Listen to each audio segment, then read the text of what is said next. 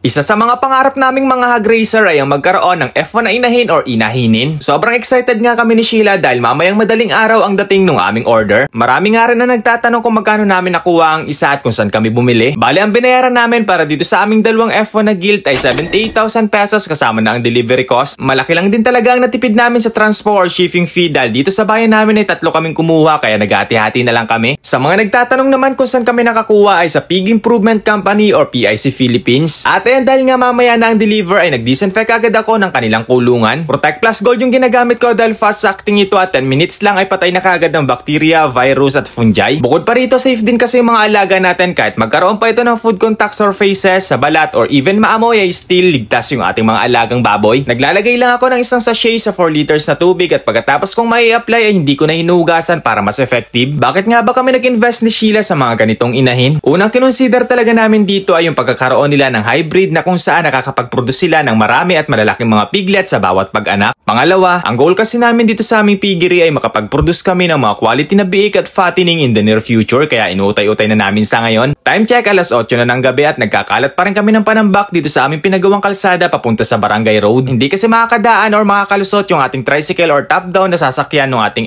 F1 papunta dun sa ating piggery. Mabuti na nga lang din at pinagbigyan kami ng pagkakataon dahil hindi kami makapagkalat nito at laging umuulan dito sa amin. Bali, nagtulong-tulong na lang yung both side ng family namin para mas mabilis makapagkalat dahil ilang oras na lang din ay pipick up na kami. At ayan, pagkatapos ay umuwi naman kami ng bayan para mag-disinfect nitong tricycle or top-down na gagamitin na kargahan. Nag-disinfect na rin kami ng mga paa namin bago pumick up para makasigurado tayo na wala tayong dalang virus or bacteria bago tayo mag-handle ng mga baboy. Bali, from PIC Philippines ay dineliver hanggang Chaong, Quezon na pinick up naman nila sa Red sa Chaong papunta dito sa amin. Pwede naman sanang i-deliver ng PIC ng door-to-door dito sa amin pero sobrang mahal talaga ng shipping dahil malayo. Kaya sobrang thankful kami kala sa Red at Ate Joy dahil ginawa na lang nila ng paraan para pare-parehas kami na makales sa delivery cost. After ng payment ay dumiretso na kaagad kami sa aming piggery para makapagpahinga na itong mga F1 dahil for sure sobrang stress na nila dahil malayo yung biyahe. At ayan, bali ang plano talaga namin ni Sheila ay 3 F1 yung kukuhain namin pero since na-compromise nga yung budget natin sa pagpapagawa ng septic tank or deposito nitong piggery ay hindi kinaya ng budget. Kaya sa ngayon ay 2 lang muna at kapag kumita na ulit tayo sa pag-aalaga ay saka natin dadagdagan. Marami rin na nagtatanong kung bakit hindi pa nga daw namin nilalagyan ng fattening itong bagong gawang piggery. Ito yung reason dahil as per advice kailangan nating i-isolate or i-quarantine yung mga F1 na dumating for observation ng kanilang health status dahil bukod sa vaccinated sila ay nag-travel sila ng malayo. For safety, 2 lang kasi ang pwedeng mangyari. Pwedeng sila ang makahawa or pwede sila ang mahawahan. Kaya doble ingat talaga kami ngayon dahil nag-a-adapt pa lang ng bagong environment itong mga bagong dumating. Sa mga ganitong cases, kailangan lang natin silang painumin ng electrolytes for 7 days para mas mabilis makarecover sa stress. Pagdating naman sa feeds ay hinahaluan namin ng starter para mas mabilis bumalik yung kanilang energy. At ayan, sobrang saya lang namin dahil sa 4 na taon na pag-aalaga ng baboy ay natupad na yung pangarap namin dito sa aming piggery na magkaroon ng F1 na inahin.